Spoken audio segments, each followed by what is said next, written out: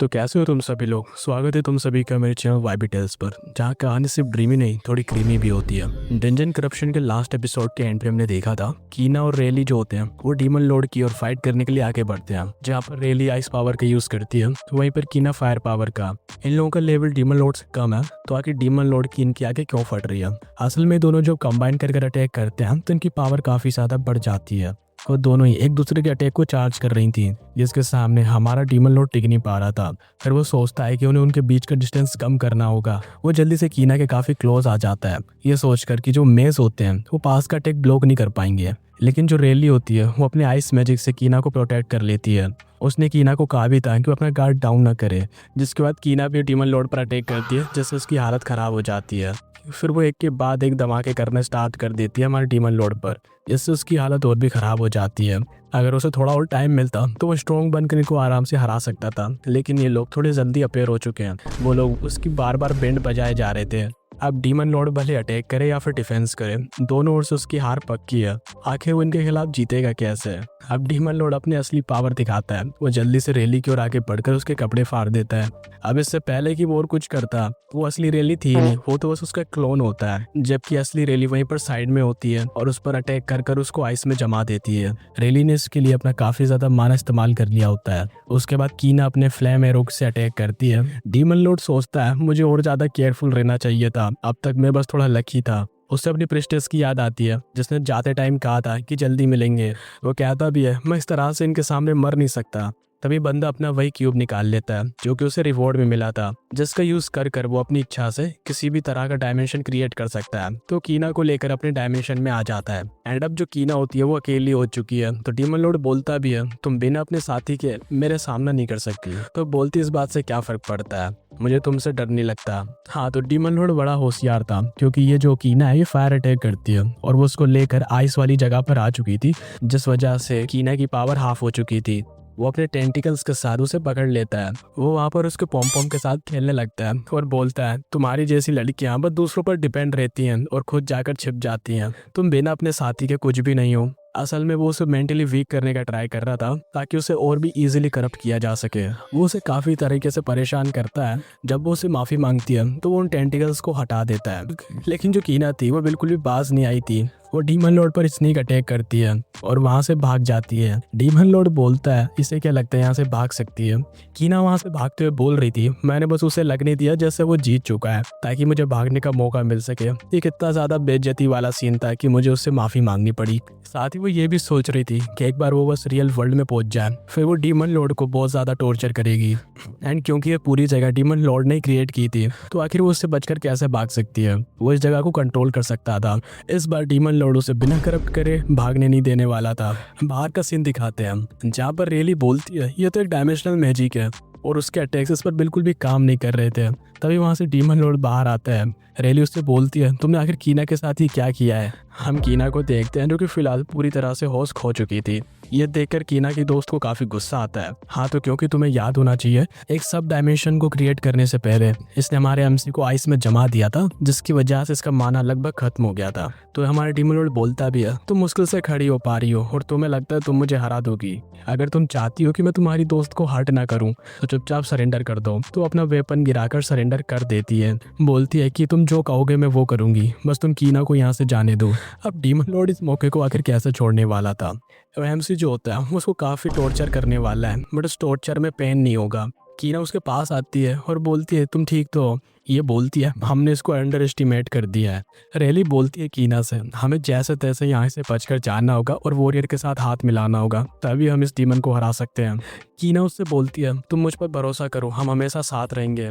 कि तुम्हें बस मेरे लिए टाइम बाय करना होगा, कि उसे बस 3 दिन की जरूरत है अपना अल्टीमेट मैजिक प्रिपेयर करने के लिए। तो रेली कहती भी है तुम चिंता मत करो, चाहे कुछ भी हो जाए मैं तुम्हें टाइम बाय करके दूंगी। तो रेली को 3 दिन तक होल्ड करना होगा उसके लिए टाइम बाय करने के लिए। लेकिन डीमन लॉर्ड का टॉर्चर कुछ ज्यादा ही आगे बढ़ चुका था। अब कीना के लिए टाइम बाय करने के लिए वो डीमन लॉर्ड के सामने ज्यादा रेजिस्ट नहीं करती। डीमन लॉर्ड बोलता है कितना अजीब है, मैंने एक्सपेक्ट नहीं किया था। फिर वो डीमन लॉर्ड के साथ ट्रेनिंग करने लगती है। डीमन लॉर्ड बोलते है आखिर तुम्हारा ईगो कहाँ पर चला गया, जबकि वो बोल रही थी बस आज के दिन और मुझे होल्ड करना है, उसके बाद इस डीमन की खैर नहीं। एंड डीमन लॉर्ड के इस कैलिबर का सामना करते हुए वो पूरी तरह से क्रेजी हो चुकी थी। 3 दिन पूरे हो चुके थे तो बोलती है मैं जीत चुकी हूँ, क्योंकि कीना वहाँ पर आ चुकी थी। तो उसे लगता है कि अब ये लोग उसे हरा देंगे और हम लोग बस टाइम बाय कर रहे थे अपने मैजिक को प्रिपेयर करने के लिए।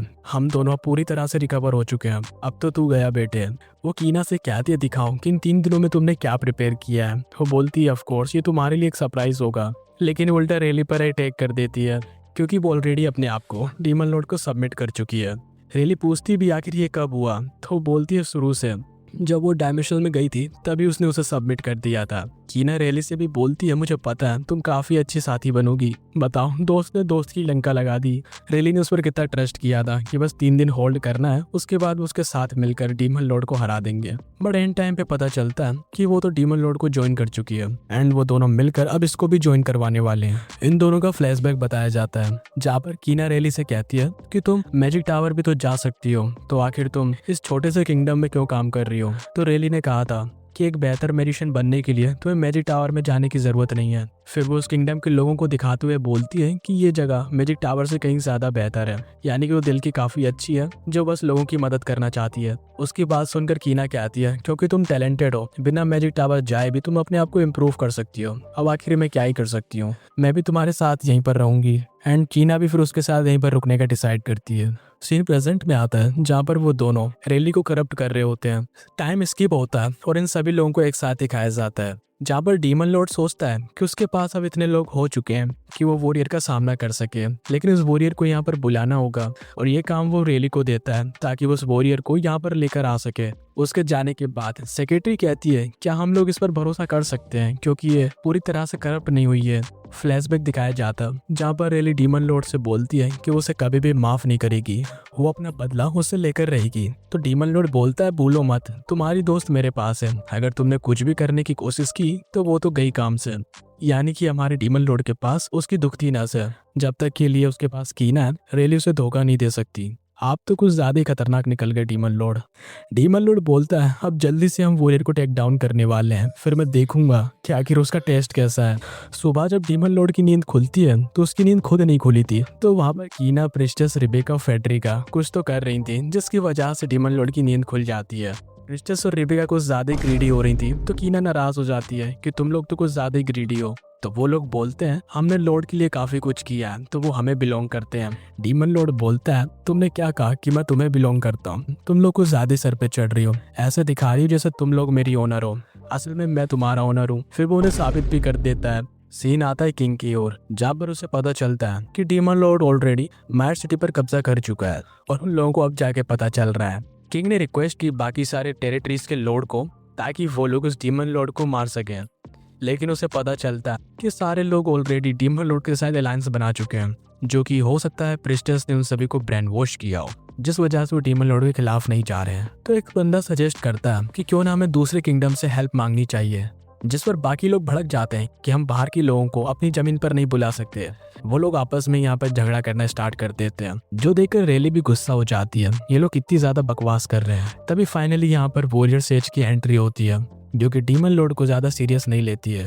रेली भी उसको देखकर बोलती है तो ये वॉरियर सेज है, बाकी लोगों के मुकाबले ये काफी शांत लग रही है। रेली वॉरियर सेज को बताती है कि डीमन लॉर्ड के पास एक ऐसा सर्वेंट है जो लोगों का माइंड कंट्रोल कर सकती है। प्रिस्टेस की बात कर रही थी, जिस माइंड कंट्रोल को रजिस्ट करने के लिए तुम्हारे पास काफी ज्यादा स्ट्रेंथ होनी चाहिए, इस वजह से बाकी टेरिटरीज के लॉर्ड इजीली ब्रेन वॉश हो चुके हैं। वॉरियर सेज बोलती है इसका मतलब ना कि पूरी आर्मी को ले जाकर, हमें बस कुछ स्ट्रॉन्ग लोग चाहिए। लेकिन उसे उस पर शक होता है, उसी गर्दन पर तलवार रख देती है, मुझे अपनी इनोसेंस को प्रूव करो, आखिर तुम अकेली क्यों, तुम्हारे साथ कीना क्यों नहीं है, तुम यहाँ पर बिना किसी चोट के आई हो, क्या तुम उन लोगों की कोई स्पाई हो सकता है कि तुम्हारे ऊपर भी माइंड कंट्रोल किया गया हो। तो उसे बता देती है कि डीमन लॉर्ड ने उसे कैप्चर कर लिया था, कीना अभी भी उसके कब्जे में और उसे बोला गया है कि उसे वॉरियर को वहां पर लेकर आना है। एंड चाहे जो भी हो, मैं उस डीमन लॉर्ड से बदला लेना चाहती हूँ और अपने साथी को बचाना चाहती हूँ, प्लीज मुझ पर भरोसा करो।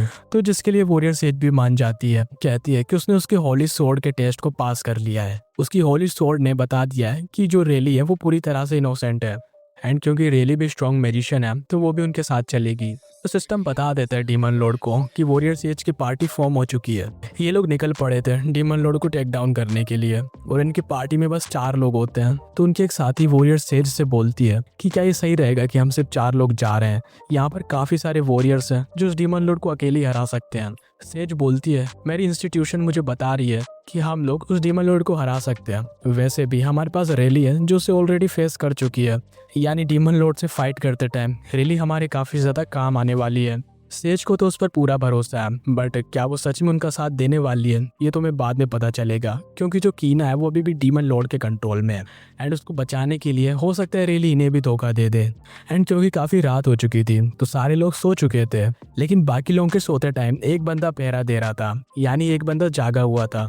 अब अगली बारी जागने की आती है रेली की। सभी लोग सो चुके थे बट वो खुद पे कंट्रोल नहीं कर पाती। मैं समझ जाओ क्या कर रही थी, तो बोलती है मैं ये करना नहीं चाहती थी लेकिन क्या करूँ, मेरी बॉडी इस तरह से रिएक्ट कर रही है कि मैं बिल्कुल भी होल्ड बैक नहीं कर पा रही हूँ, मैं बस अपनी डिज़ायर पूरी कर रही हूँ और वैसे भी मैं करप्ट थोड़ी हो चुकी हूँ। साथ ही वो ये भी सोचती है कि वो लोग जल्दी डीमन लॉर्ड को हरा देंगे। अगले सीन में लोग डंजन के बाहर आ चुके थे। बाहर से वो डंजन काफी नॉर्मल सी लग रही थी। क्या सच में डीमन लॉर्ड यहीं पर मौजूद है?